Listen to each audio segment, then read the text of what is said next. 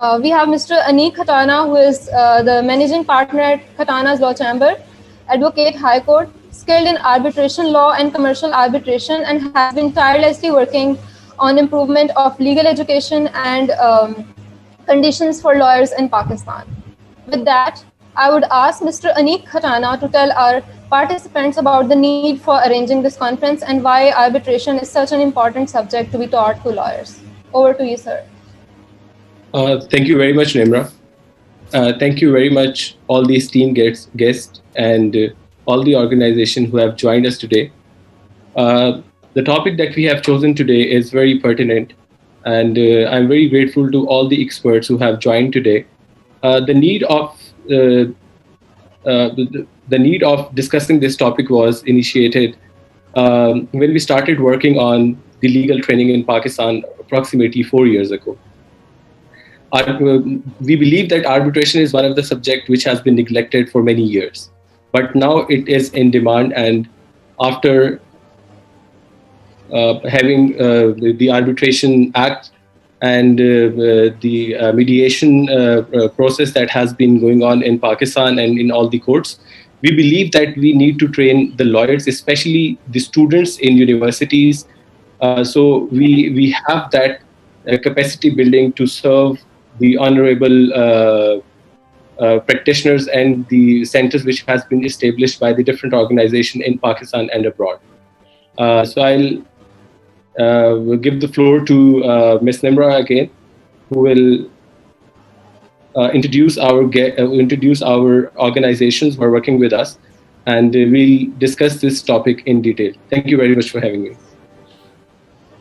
You are very welcome, sir. So we have this organization is hosted by Khatanas Law Chamber as well as Young Solicitors, which is a legal fraternity organization and is based in Karachi, Sindh.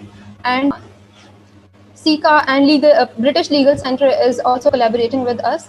Now I would ask my co-host, Mr. Shaban Ali Maiman, to further lead the conference. Over to you, Shaban.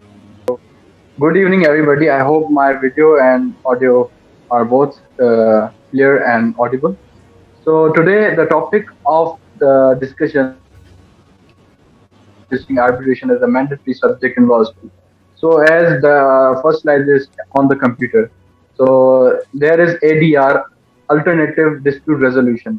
What it says, what is written, that it is a new concept in Pakistan for mediation and arbitration among the litigants who don't want to oppose the court, and this method was introduced, but it is not effectively working.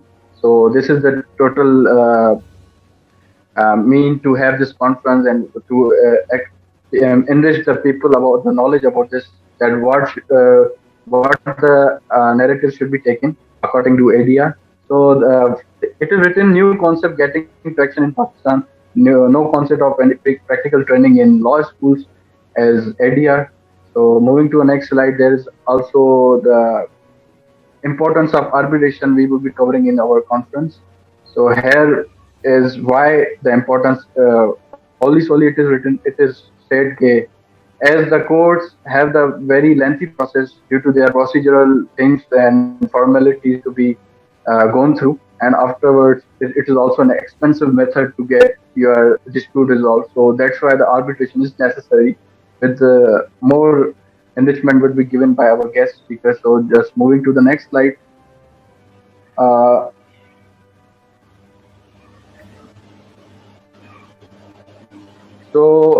Why arbitration must be a mandatory subject in law? As you know, in the law schools, it is very. It is not he is not paid on this proper area of the subject, and as we see in our vicinity and even in our society environment, it's very needed thing that arbitration must be a mandatory subject in law school. Where in most of the law school, it is not still discussed and taught to the legal students. So moving to the next slide. Here are all other points. Teaching ADR supports law of psychological well-being, and lawyers need to understand about the nature and theory of conflict and all. And it is about to be discussed in the conference. Let's move to the next slide.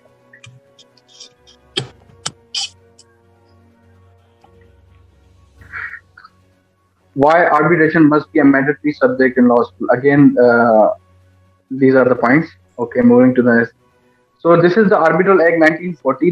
There were two statutory instruments that came into being in Pakistan. One was the Arbitral Act 1940, and another was the Recognition and Enforcement Act 2011. So these two came into being in Pakistan from waving off getting the idea from the New York Convention 1958. Is also kind of discussed over here, refusal on enforcement of foreign arbitral award on the grounds of public policy under Article 5 of the New York Convention 1958. Some lacunas in the encouragement of foreign arbitral awards, delay in enforcement of foreign arbitral awards by the states using principle of state immunity to protect the nationals, significance of enforcing New York Convention 1958, and importance of enforcement of foreign arbitral awards. So now I would ask Mr. Richard Brady to just a brief introduction about arbitration, what is it and how it works. So Mr. Over to you, sir, please.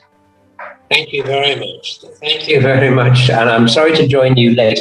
I had a few issues with the audio, but we're fine now. Well, first of all, let me introduce myself. My name is Richard Brady. I'm the head and chairman of the British Legal Centre. We're a training company for young lawyers. And by that, I mean recently qualified lawyers who wish to invest in themselves to equip themselves with further legal skills which will set them on the path for success in their legal careers. Now, one of the things that has become very obvious to us in the years that we've been running the British Legal Centre is the increasing internationalization of the law. And by that, and this webinar is an excellent example. There are participants in Pakistan. I am not, in fact, in the UK at the moment. I'm sitting in Ukraine. My colleague, the head of the British Legal Centre Pakistan, Mr. Mian, is also the head of a law company in Dubai and Sharjah. The world has become globalized. Law has become globalized. International commerce, particularly for Pakistan, with the opening of the Silk Road, is going to become more international. And rather than try to deal with the individual laws of each individual country in the event of some sort of contractual dispute, it will be much easier to use the laws of arbitration. Now, what is arbitration? Well, I'm going to give you a brief overview, if I may. Arbitration is a method of dispute resolution which hopefully does not need the assistance of judges, barristers, solicitors, and the courts. It is, in fact, a form of dispute resolution which started in the Middle Ages for the merchants trading around Europe, which has spread to the rest of the world. The proceedings start in a room just as a court does. There will be somebody speaking for the complainant, and there will be somebody speaking probably for the respondent, or they may represent themselves, because although it's usually better when handled by lawyers, representation by lawyers is not essential. And further, arbitration is a system of handling commercial disputes which is managed by people with experience in commerce. So many arbitrators who sit as members of the panel making a decision are in fact lawyers, but many also are not lawyers, engineers, accountants, people from shipping, the aircraft industry, engineers, specialists, probably in the area of business and law the dispute revolves around. So arbitration is a slightly more informal system, and the biggest difference is, in general, apart from very limited circumstances, there is no right of appeal. Cases do not drag on for years and years and years, going from the High Court to the Court of Appeal to the Supreme Court. It does not happen like that. The old system, which started 500 years ago, was that basically the steward of the market, wherever the two merchants had a dispute, would hear the dispute and had to give a decision before the tide, the sea, had come in and gone out twice. And that was the end of the dispute. The merchants would settle up with each other and move on to the next town, where they would continue their business. These are old courts called pieds poudrés, French for dusty feet, because the merchants had walked from one town to another. That pronunciation, the French pronunciation, was a bit too much for the English tongue, so they became known as courts of pie powder. They used the lex mercatoria principles to decide commercial disputes. And that's what arbitration does. It uses the law relating to the contract and the principles of business to award its decisions, which can then be enforced in most countries around the world, as most countries have signed up to the New York Convention on the enforcement of awards. So it works in a way like a court case. First, it must be submitted. It can be submitted to a particular chamber, which you can choose wherever you wish, probably a neutral country. If I have a dispute from a company in England with a company in China, I'll choose probably a country halfway in between, perhaps somewhere in Switzerland. I can select the language of the arbitration. I can select the law of administrative procedure of the arbitration. I can also select the law under which the agreement will be determined. Probably best if it's the law, the governing law of the contract. I can also settle the minimum qualifications needed by the arbitrators. If it's a shipping dispute, I want a ship's captain or ship's senior officer with at least 5 years' experience of deep water sailing. I can settle the matters the arbitrators are allowed to deal with from the contract. I can set the maximum amount of a judgment or an award which they can give. I can basically, the parties themselves can set the rules if they wish to. Now, because of this, they can tailor the arbitration agreement, they can tailor the arbitration proceeding to be extremely precise and concise. Both sides must, of course, be given an equal opportunity to be heard, and then after both sides have been given an equal opportunity, a decision will be given. And that's the end of it. It's quicker, it's simpler, but it's not rocket science. And I detest the professional bodies that charge huge amounts of money to equip people with arbitration qualifications. Because if you can handle a case in the High Court in Pakistan, you can handle an arbitration proceeding. But whilst it's an essential part of a student, of a young lawyer's legal equipment, the general practice around the world is to spend so much time filling the law students' heads with the law which they have to learn. Universities have little or no time or interest in equipping them with the professional skills to apply that. Now, if you're a student in Pakistan, once you qualify, if you want to become known as an international arbitrator, you'll probably have to pay the huge amounts of money, and we're talking $10,000, maybe more, to get yourself qualified as a full fellow or senior member of one of the main arbitration bodies. That's a huge amount of money for a young lawyer to have to invest in themselves, especially when it could just as easily be taught at a university to, quite frankly, probably a higher level than the professional bodies are teaching it in their very expensive courses. So I'm a great believer in arbitration. And I do feel that not just in Pakistan, but in the US, the UK, Nigeria, all around the world, not just merely the common law countries, but the civil law countries as well, they're all failing in their duty to their students by not equipping the students with this essential, practical, legal skill. They wouldn't send you out of university not knowing how to read or write or how to speak in public. So why are they sending you out without information on how arbitration works and how to run an arbitration proceeding? As you can see, I'm a great advocate for arbitration. We have a number of different courses, and we're currently recording something new, and in a few months' time, I hope with Khatanas, we can provide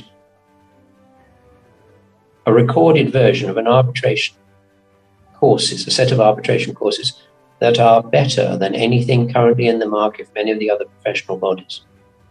I will stay in touch with Khatanas, and they will stay in touch with you to let everybody else know about this. It is a great idea. Thank you. Thank you. Well, so basically you told us that arbitration is very faster, very quicker. It is convenient, it is simpler, and you have plenty of options to avail as in whatever your case is based on, whatever your country you are to choose about, and what qualification you need for an arbitrator. That's a great thing. But what we are lacking in, that the institute you told about, that they are charging for about more than $10,000 for the courses, for getting registered as an arbitrator, and for getting a good kind of name in the big supreme companies. So we got your idea, sir. Now I would be moving to Nimra Asram, and will be getting back to you. So Nimra, please now.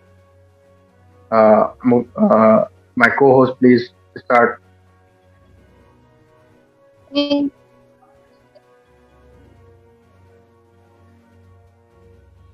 you, Shubhan. Integrate has been long argued by well-known practitioners and theories in ADR. The need to include ADR in the legal curriculum has also been long recognized, and many commentators have advocated for law schools to systematically include the range of non-curial options, particularly arbitration in education of law students. As more and more corporate bodies are resorting to ADR, there is still a shortage of arbitrators or mediators in Pakistan. And while legal practitioners have a duty to advise clients about ADR processes such as negotiation, mediation, conciliation, and arbitration, our current teaching does not reflect legal practice. I would ask Mr. Akram Chaudhry to please comment on this. Over to you, sir. Thank you. Your mic is mute. Thank you, Nimra. And thank you for inviting me for this conference and posing this very interesting question. The way I look at it is, if you put this question like, should ADR be taught in law schools? I would rather look at it from different perspectives. So you can look at this question from the perspective of, let's say, the academy, right? What is the academy doing? What is the academy going out to achieve? You can also look at it from the perspective of students, and I would like to look at this question from these two perspectives, right? So one, if you look at it from the point of view of the academy, then just like Richard said, arbitration is now one of the, wouldn't be wrong to say that it is probably the mainstream method of dispute resolution when it comes to cross-border contracts and international contracts. There is very, very seldom will you find a contract between parties from different countries which will not have an arbitration clause setting out in very clear terms where the arbitration is going to take place, what is the language of arbitration going to be, what are the rules that are going to be adopted in this arbitration. So from the point of view of the academy, it is important to assess the procedural norms, the procedural practices that underlie the arbitration proceedings. And not only to study them inherently, like study arbitration law as such, conduct research on arbitration law, but also to use arbitration law and practices in comparative perspective to compare, let's say, civil procedure of a country with arbitration proceedings. And if you look at major civil law reform or civil procedure reforms in leading jurisdictions, for example, UK and in a number of other countries, in those countries, the researcher, the policymakers who were leading those civil procedure reforms learned a lot from arbitration proceedings and how the process can be conducted in a more efficient, the dispute resolution process can be conducted in a more efficient and streamlined manner. So I think that's one part of it, looking at it from the point of view of the academy. But I think it's also very important to look at it from the point of view of the students. Now, the law schools of today, just like Richard said before me, have an immense challenge before them. They have to prepare law students who can not only practice domestically, but in a globalized environment, can practice in an international arena as well. So the law students, for example, who graduate from law universities in Pakistan, not only they should be able to go and practice, let's say, in foreign countries and other jurisdictions, other common law jurisdictions, or civil law jurisdictions, in dispute resolution, but also they should be sitting from Pakistan, assist their clients in resolving disputes in other countries, whether through arbitration or through court litigation if need be. They should also be aware of the leading dispute resolution mechanisms that are available around the world, and arbitration being the most commonly used dispute resolution mechanism. And I think that is the main challenge that I think the law schools of today have. And this is one of the main reasons why I think that it's crucial that the law schools today teach arbitration law and practice. If you look at it, and I would slightly disagree from the general theme that the law schools of today are not performing or not conducting this role. I think the leading law schools in Pakistan are teaching arbitration law and practice. There is also an increasing trend amongst the lawyers to engage in arbitration directly. If you go back, let's say 7-8 years ago, the lawyers in Pakistan would, in some cases, instruct foreign lawyers to conduct arbitration proceedings outside Pakistan, but there is now an increasing trend to participate in arbitration proceedings right away. And that equipment, that skill set comes from somewhere. And also, I think there is an increasing trend in the clientele or the business community in Pakistan to use lawyers who have trained in Pakistan, who have received their education in Pakistan and use them for arbitration proceedings or instruct them for arbitration proceedings, let's say in Paris or London. So I think there is a shift. There is actually a major shift in my view. That is already underway. That major shift is it's reflected in the law schools. I also think that shift is also reflected in the legal community as well as the business community. So I think there is a gradual shift that is happening. Thanks. Thank you for your response, sir. Now, I would like to have the viewpoint of Mr. Rana Sajjad in the same question. Am I audible? Yes, you are audible. Can you hear me okay?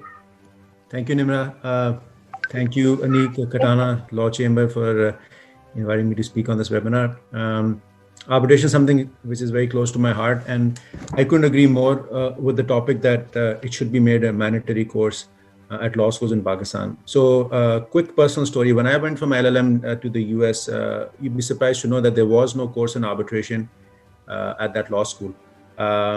And my first learning experience as far as arbitration is concerned was actually as part of a course titled International Commercial Contracts. And one module of that course was arbitration, specifically international arbitration. So my point is that even 20 years ago, there were some law schools in the US, of course, things have changed now, that weren't offering a course in arbitration as a separate, distinct course. But things have changed. And as Umer has rightly pointed out, I think there has been a global shift in terms of the demand for arbitration practitioners. And I think, as far as I know, international arbitration in particular has gotten off the ground about 20 years ago. And to Richard's point, I agree that in terms of the skill set, a lot of the people who were litigators made the switch in a very smooth manner towards arbitration, because the skill set essentially is the skill set of litigators. The advocacy skills that you need, they're not very different from the skills of a smart litigator in court. So it's easy to make that shift, especially if you've been a litigator.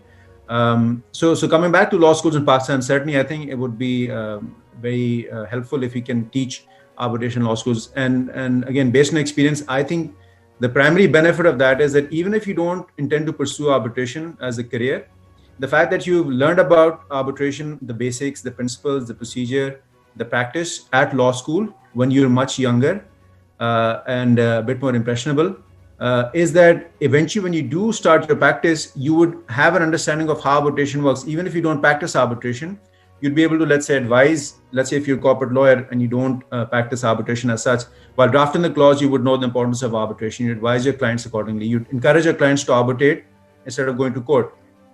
So I think that's probably one of the most significant benefits of teaching at law school, because, I mean, one of the challenges in Pakistan, based on my experiences, you raise the issue of arbitration, you talk about arbitration, like, how does it work?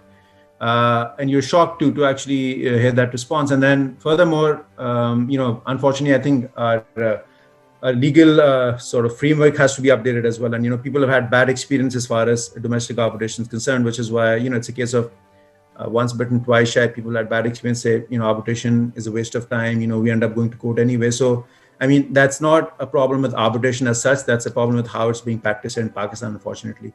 So my point is, if you teach it early on at law schools, people won't have these misconceptions. You can actually allay their concerns about arbitration. You can, because, end of the day, it's a huge responsibility for the lawyers who advise large companies or small companies that, as to the best way to resolve disputes. And if you don't have an inkling of how arbitration works, you would not be in a position to do so, which is frankly a disservice to your client.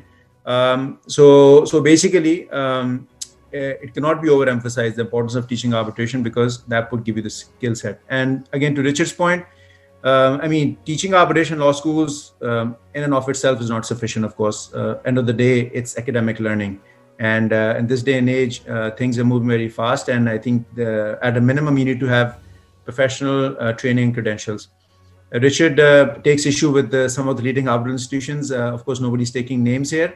I would respectfully disagree. I personally think that, there is a certain structured system that is adopted. Of course, it would be great to have other institutions that can do so at, of course, much cheaper rates and in a much quicker way, I suppose. But end of the day, I think quality control is key. And I think Pakistani lawyers can relate to this issue because, we have a lot of lawyers coming out into the market, which are, frankly not who are qualified to practice law. So same goes for the field of arbitration as well. I mean, you shouldn't have very high barriers, but bottom line is you need to have a certain minimum standard to ensure that this person is qualified to be an arbitration practitioner or to sit as an arbitrator. But of course, if these training certification can be offered at a cheaper rate, and of course ensuring that there is that certain minimum standard, that would be great, because of course we need more ADR practitioners. We need more mediation practitioners as well. Of course, the focus is arbitration, but because of the Singapore Convention signed about 2 years ago, I think mediation, especially international mediation, is about to get off the ground as well. So ADR in general and arbitration in particular, I think it is important for law students to learn about it. And of course, I would completely endorse this idea. I think it's about time we start doing it. Thank you. Thank you very much for your point of view, sir. Sir Richard, will you like to respond to Sir Rana Sajjad point of view? I agree with virtually every point that he has made. The only comment I have is this, and you may know that my company is in fact partners with the training arm of the United Nations, UNITAR, in relation to the provision of providing training services globally. I don't want to start too much of a dispute, but I have noticed that there are emerging countries in certain parts of the world where those who would wish to become part of one of the major arbitral institutions basically can't afford to do so. I think it would be wonderful if there were further arbitral institutions which were more easily accessible financially to ensure the same high standards that the existing arbitration institutions currently employ. I just feel there are large parts of the world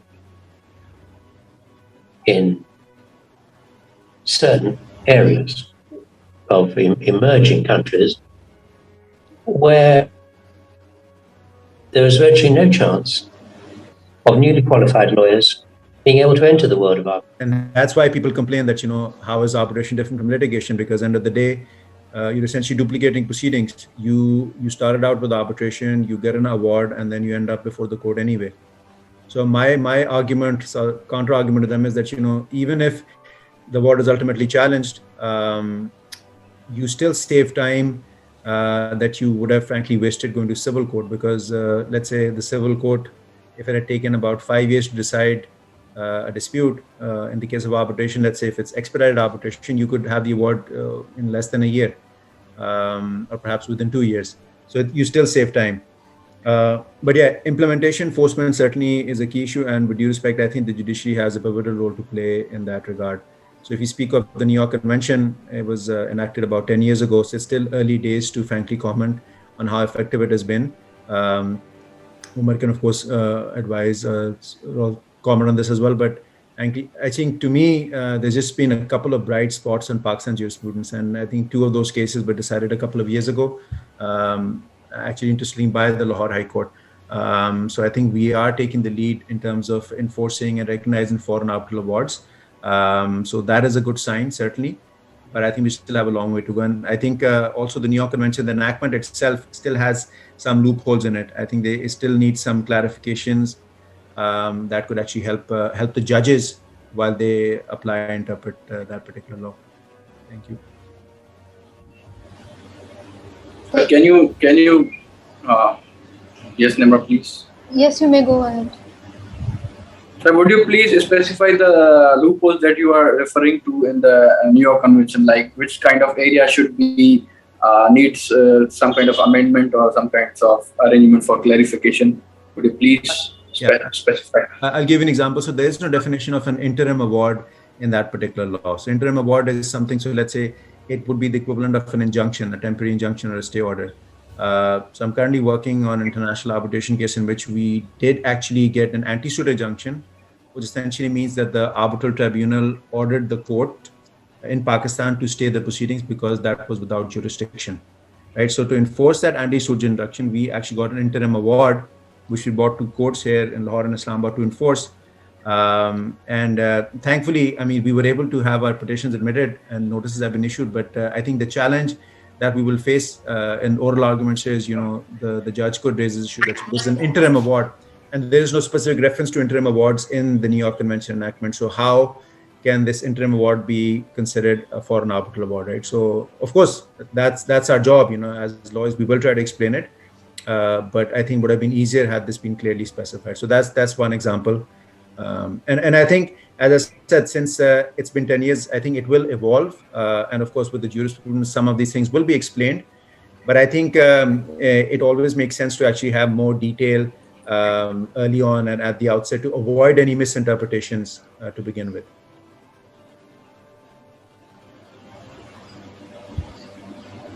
Thank you, sir. Thank you so much.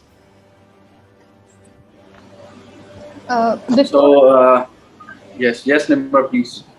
Before I move, ask you any other questions, sir. Umer, would you like to comment on the same question, or I may go ahead with another question? So I one of the interesting things about arbitration is that while it encourages and endeavors to move the parties away from the court, it depends on a legal system, on a statute. And then the courts have the ultimate power to interpret the statute. So while the system is designed to resolve disputes out of court, the whole system is dependent on how the courts are going to engage with this process. So are the courts going to take adopt a hands-free approach, or are the courts going to micromanage the process? So that is something that is there. So this sort of a tension is inherent in the practice and in the law of arbitration everywhere. And secondly, what I would say is that, while there is, I think New York Convention is perhaps one of the most significant moves that have happened and taken place in Pakistan in the last 15 or 20 years, or implementation of the New York Convention in the domestic law of Pakistan. And I think there have been certain very key improvements that have taken place. Firstly, for example, there is now almost a consensus which was driven initially by the Sindh High Court on the enforcement of arbitration agreements. So under the 1940 Act, the Enforcement of Arbitration Act was discretionary. So the courts, if there is an arbitration clause in an agreement between the parties, the court may, exercising their discretion, refer the parties to arbitration, or they may not refer the parties to arbitration. And the court will look at a whole host of reasons and grounds in referring the parties to arbitration or not. Under the 2011 Act, as far as the foreign arbitration is concerned, although an argument can be made about domestic arbitration as well. But at least as far as the foreign seated arbitration is concerned, there is a consensus primarily driven by, I think, 2 or 3 judgments of the Sindh High Court, where the parties have been referred to arbitration, and the courts have stated that this requirement to refer the parties to arbitration or stay the court proceedings in favor of arbitration and allow the arbitration proceedings to take place is mandatory. It's not discretionary. So I think that is in terms of the enforcement of arbitration agreement, where there is an arbitration agreement between the parties, that is a very significant movement. At the same time, there have been jurisprudential movements in terms of the pro-enforcement bias that underlies the New York Convention. The courts in Sindh and in Punjab agree on the principle of pro-enforcement bias. So the courts will adopt this interpretive approach in while looking at reading the terms of the New York Convention as set out in the 2011 Act. The courts have also adopted the principle of interpreting the terms of the New York Convention consistently with the jurisprudence in other leading countries. So, one of the major objectives of the New York Convention was to have a uniform set of principles that is applicable across the board in different countries, under which an arbitration award will not be given recognition and enforcement. At the same time, there are a few topics that remain outstanding. One of the main topics that remain outstanding is about what is a foreign arbitral award. According to the Sindh High Court, a foreign arbitral award is an arbitral award that might be arising from a contract that might be governed by Pakistani law, but seated outside Pakistan. The seat of arbitration determines whether an arbitral award is a foreign arbitral award. According to one judgment of the Lahore High Court, the 1940 Act might apply, where the governing law of the contract is Pakistani law. So, but this case is now in the Supreme Court, so there is a decision that is going to follow. I think the question of public policy as a ground for refusing to recognize and enforce an arbitral award, which is a principle that was discussed extensively in a recent judgment of the Lahore High Court. I think that principle is still, although that case is also pending in the Supreme Court, I think that principle is still pending. The discussion is still pending on that principle. And I think that is going to take some time before it can be definitely resolved. And I think definite resolutions is very just like other disciplines of law. Definite resolutions take their time. There is a process, there is a symbiotic process in which jurisprudential moves. Just like Rana Sajjad said, 20 years ago in the United States, there was not even a course on arbitration law. He went to a very prestigious law school in the United States. Similarly, the 2011 Act is only or roughly around 10, or if you also look at the ordinances that predated the 2011 Act, 10 to 15 years old in Pakistan. And I think there are a number of principles that are going to be thrashed out by the courts in the coming years. So that's what I've got. Thank you very much for your input, sir. As Mr. Aneeq Ali Khatana is also working on the improvement of legal education, I have this question from you, sir, that ADR instructions allow students to appreciate the importance of emotion and emotional intelligence in the resolution of disputes. And lawyers do need to understand about the nature and the theory of conflict. So I would... I would also preface my response by saying that, in the discussion that happened between Rana Sajjad and Richard Brady, I would my approach to that discussion would be the more the merrier. The more discussion forums, the more training institutes, the more programs, that there are in the continued professional development of lawyers, the better it is. There is no one size fit all. Rana Sajjad is talking about a CPT course that he took, I think, and Richard Brady is also talking about the one that I took, and I remember the most is one that I studied during my LLM. I took a course in civil trial practice, perhaps one of the most instrumental courses that I ever took. So I think the more the merrier, is my approach. There should be a bouquet of options that are available to lawyers and to law students, and they should be able to pick the one that is the most suitable for them. And they can receive guidance, from a number of sources about those options. And I think I would also say the same thing about the initiative of Mr. Aneeq Khatana. You have to approach this whole debate about continued professional development from multiple angles. There are multiple things that have to be, taught.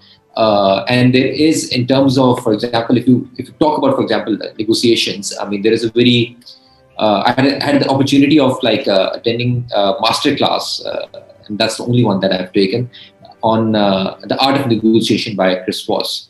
And he emphasizes on the need for emotional intelligence in negotiations. His negotiation strategy, for example, is centered around the principle of strategic empathy. But the reason why I'm highlighting this is that there are multiple negotiation approaches that are there, right, and that are being taught at different forums. And I think that the more options that there are outside in the legal market, the better off we are as a market in general. Thank you for your input, sir. I would ask Sir Aneeq Khatana to share his views on. Thank you very much, Nimra. Most of the points have already been covered by the experts, Mr. Umer and Mr. Rana Sajjad. I don't consider myself to be the expert in this topic, but yes, I have done some training, so which is why I will talk about the perspective of the training of arbitration in regards to today's topic. So from the perspective that I see this, that first of all, we need to create the awareness among people that they should opt arbitration, and they should put arbitration clause in their agreement, whether it's local or international. That's the first thing that we need to work on.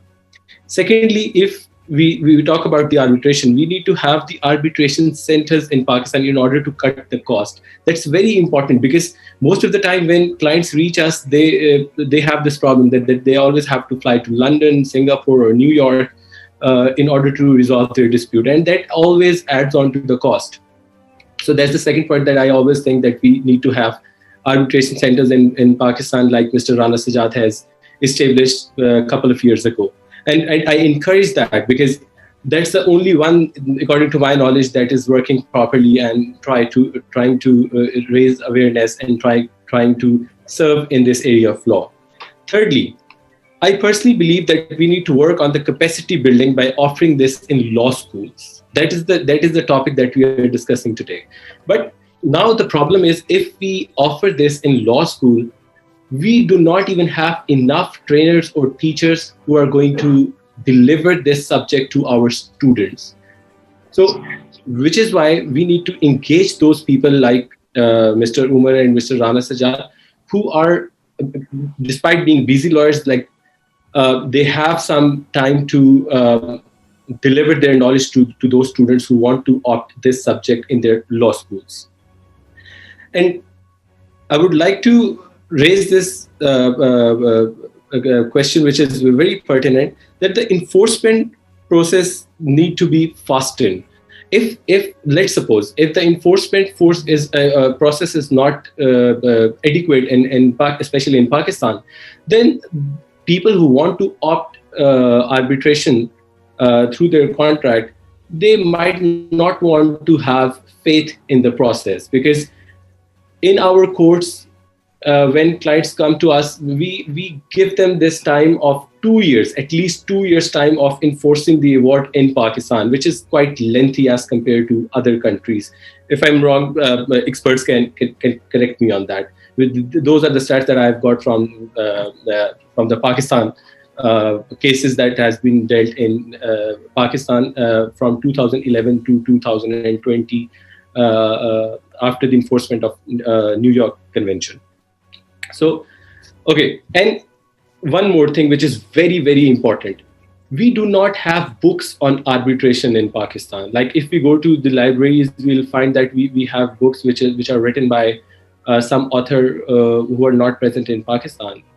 So we need to encourage our experts to write books on arbitration. And one book has already been written by Ms. Komal, who is practicing in Karachi. And she has written a wonderful book, which I believe everyone should have a copy of. So that's the one thing that I always insist, that all the writers, and I also request Mr. Umer and Mr. Rana Sajjad that please write a book on arbitration, because young practitioners like me who are learning from you, we really want to have that knowledge through that book. And it is really hard to have these conferences like every month and gain such knowledge from you. So this is my humble request to all the experts who are practicing in Pakistan. And in the last, if we look at the New York Convention, I believe there is a lot to be done. We need to establish research centers in Pakistan, because international and local arbitration is something which need to be explored by our local practitioners as well. And if we do not have a research center, then trust me, there is no law firm in Pakistan which has adequate time to do research on it and then publish it online. So people like us can, read it. And especially our government and most of the government departments, they are struggling to work on it. But unfortunately, we do not have many people who are expert in this topic. So we do not have that knowledge at one place. Though I have done my LLM in international dispute resolution, but I still believe that if I have to gain some knowledge, or if I have to find a resource, I always have to look on Westlaw or maybe a foreign website. But I do not find anything on the local website, or maybe there is nothing. So precisely, I would like to emphasize on the point that this subject should be offered in law schools. And lastly, people like us who are trying to, and Mr. Richard Brady, who are trying to fill this gap in the market by training the lawyers, because the law schools and then the bar councils in Pakistan, they are not performing their duties properly.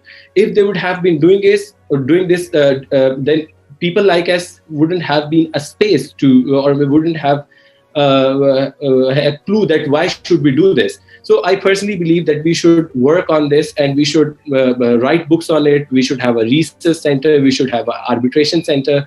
And then lastly, we should request these experts to have more conferences on this topic, so we can deliver this message to the younger lot that they should come forward and take a lead, because this is the future of the advocacy. This is the future of Pakistan, and this is the future that everybody is trying to work on. So this is something that we should always think that this is our responsibility, and arbitration is a part where we are lacking, and we should work on it.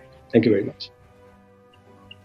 Thank you so much for pointing out these points, Aneeq, and it was very great that you narrated that we need that arbitration schools or centers for the teachings and learning.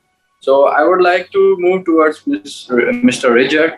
Sir, I want to ask about, as Sir Rana Sajjad just told us specifically about the two examples of New York Convention where it has, these are the loopholes or these are some things need to be clarified. So have you gone through any kind of a problem regarding arbitration in the about the New York Convention? Well, the only problems I've ever had relate to the enforcement of the awards. And as you're probably aware, that one of the few grounds for what might be called an appeal, one of the few grounds for disputing the award is that the object which is the subject of the award, the thing of value that the person who's received the award is trying to claim, may be in a country which, for public policy reasons, does not accept the legitimacy of the award. And by that, I'll give you a few examples, if I may. Yes, please. You know this more than I do, quite frankly. You know that under Sharia terms, alcohol and pork have no value. Therefore, Yes. they cannot possibly be subject of a contract. So if I'm involved with a dispute with a restaurateur in London, and he has branches in the UAE where most of the assets of the dining company are based, the restaurant company are based, he may be able to stop enforcement of the award in relation to seizing assets which are based in the UAE, because it was based on a contract which the UAE might not be prepared to acknowledge as being a valid contract. Yeah. There are always little points like this that need to be ironed out. One of the other things that sometimes is a difficulty, and there are cases on this, and it's where governments may in fact be the parent body, if you want to call it that, the controlling entity of an organization against which you've obtained a judgment. It may well be that the government, and it has occurred in some countries, not in Pakistan, but in some countries, the law has been changed. The government entities have disappeared, so that whichever entity the award is made against, it no longer exists. There are, how can I put this? The things that, like any court case, the number of different things that can occur is limitless. And people are very entrepreneurial, and the number of different ways they can try to find ways to thwart or prevent the enforcement of the judgment is inexhaustible. By and large, you need to be forceful and persistent, but usually, because you're dealing with panels of arbitrators who are sensible people, otherwise you wouldn't have allowed them to be appointed as arbitrators, eventually at the end of the day, you will be able to enforce your properly awarded judgment or award against the respondent. I can't give you particular case names, although anybody who's involved in arbitration knows about a case involving Turkmenistan, and there are cases involving Argentina and places around the world which have interfered with the administration of the enforcement of arbitral awards. Thank you. Welcome, sir. Thank you so much for these points. Now, I would like to ask the entrants that if they have any question, and the participants who are here with us, if they have any question in particular and they want to ask, please, they may raise their question. Shoban, can we take Mr. Shakil Anjum's point of view as well? He's also one of the he's one of those people who is trying to train lawyers in Pakistan. Sure, sir. We should take it. Mr. Shakil, if you are with us, please let us know about your point. Yes, I am here. So first of all, thank you very much, Mr. Khatana, for arranging this wonderful conference in Pakistan. And I'm really thankful to Mr. Sajjad and Mr. Chaudhry to attend the same conference. So basically, this is a very specific topic, and I am not actually expert on international commercial arbitration. So my specialities are something different. So I think the experts like Richard Brady, Mr. Sajjad and Chaudhry, and Mr. Khatana as well, they have already expressed their viewpoint. So I would just leave it over there. And I hope that in the time to come, we'll be in a very better position to conduct more legal training programs in Pakistan in coordination with Mr. Khatana, and of course, Mr. Sajjad is there. And the British Legal Center Pakistan is soon coming forward to provide more legal training for the lawyers. Thank you very much. Welcome, sir. Thank you for your point, and thank you so much for the praise. Is there anyone who want to ask the question about the same topic, please? I think there's no one who has any question regarding the arbitration. So I have a question that I would like to ask to the experts, because I want to I don't want to miss this opportunity. I would like to ask this question to Mr. Rana Sajjad and Mr. Umer. That if any student in Pakistan is interested to opt this subject in his law school, or if he is willing to become an arbitrator in Pakistan, what is that website where he can find the basic information, and then after completing his degree, how can he start his journey to become an arbitrator?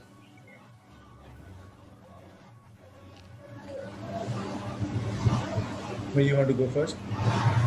I think. Why don't you go first? Okay, sure.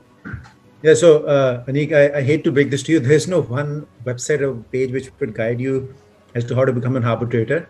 It's but that said, it's not a very complicated process. I mean, end of the day, if you want to sit as an arbitrator, ideally you should have experience as a practitioner. I mean, I don't know of any arbitrators who just sort of skip that particular process whereby they don't have any experience as arbitration practitioner and then become arbitrator. That doesn't usually happen. So I think we should take one step at a time. The first step is becoming an arbitration practitioner. And once you do that, then it comes down to networking, right? Knowing the right people. And of course, if you are known for your craft, for your skills, at some point, somebody who hired you as a counsel will most likely also nominate you as an arbitrator. And then, of course, broadly, generally speaking, if you want to sit as an arbitrator, especially in the international realm, you need to be engaged with the international arbitral institutions, because especially for the younger lawyers / arbitrators who are aspiring arbitrators, if you sort of plugged in with the leading arbitral institutions, I mean, they generally prefer to nominate young and even inexperienced people as arbitrators. So that is one way of doing it. So not really relying on the large companies to appoint you as an arbitrator, because generally they go with the standard traditional options of more experienced people. But that happens once you have certain experience under your belt as an arbitration practitioner. Then you can actually aim to become an arbitrator. Yeah, so I agree with Rana Sajjad. I mean, first and foremost, you have to have a very strong experience as a counsel, and you should be able to demonstrate as a counsel that you understand the process and the law. Secondly, you will have to have sufficient numbers of experience to inspire that confidence that the parties would choose you in order to resolve their disputes. So that also comes with the qualifications and experience. And when talking about qualifications, taking these extra certifications, let's say from some leading arbitral instructional institutions also helps a lot. So I've known a few people who have done that, like, receive those certifications in order to promote themselves purely to promote themselves as an arbitrator. So I think that also is quite helpful. That is also again quite helpful in building the right connections with the right set of people, because then you're taking those courses and those certifications in a cohort that is interested in this topic. And thirdly, I think to receive arbitral appointments, although it's a straightforward process, it's a straightforward process, just like a cricketer is going through a straightforward process of training and preparing. But then if the ball is going to be hit your way, while you're fielding is something that depends on luck and chance as well. But then you have to do your training nevertheless. So you have to build the right connections with practitioners, with arbitral institutions, specifically arbitral institutions that maintain a panel of arbitrators, letting them know that you are seeking appointments, and at a stage when you are seeking appointments. And I think it's that sort of a process. I think it depends on luck, it depends on your preparation, and it's a complicated process, but at the same time, it's a straightforward process.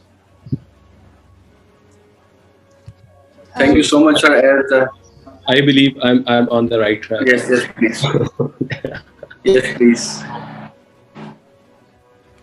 So thank you so much for attending this conference, as the time is very short and there is a limit to it. So thank you so much, Mr. Richard, Sir Umer, Sir Rana Sajjad, and Sir Aneeq for joining us and enriching our knowledge about the arbitration, as it is to many of the people it is unknown, that they don't know. Many young lawyers don't know what is arbitration.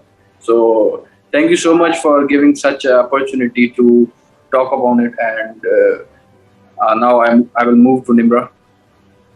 I think Sir Shakil Anjum raised his hand. So you may comment. Yes, thank you very much. I don't have actually any comments, but I would like to request Mr. Richard to give some, comments regarding the arbitration courses which British Legal Center is offering. So, Richard, would you like to speak shortly something on that? Certainly. Thank you very much.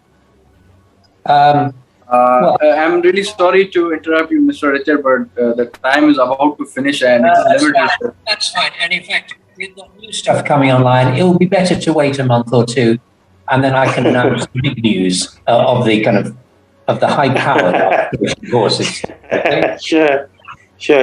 Yes. Thank you very much, everyone. Welcome, sir. Welcome. Thank you.